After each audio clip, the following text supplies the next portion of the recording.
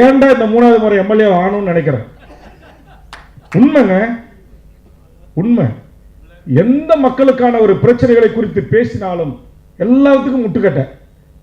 யாரு எந்த இந்த அரசு வர வேண்டும் என்று வீதிக்கு வீதி பேசினோனோ, நூற்றுக்கணக்கான மேடைகளில் பேசினோனோ, அந்த வேல்முருகனாகிய நான் இந்த மண்ணுக்கான, இந்த மொழிக்கான, இந்த இளைஞர்களுக்கான வேலை வாய்ப்புகளை குறித்து, என் தமிழ் சமூகத்தின் உரிமைகளை குறித்து, மறுக்கப்படுகின்ற கல்வி உரிமைகளை குறித்து, இந்த கல்வி கொள்ளையை குறித்து, இன்னைக்கு பல பள்ளிகளிலே சென்னையில கொள்ளை அடிக்கிறான்.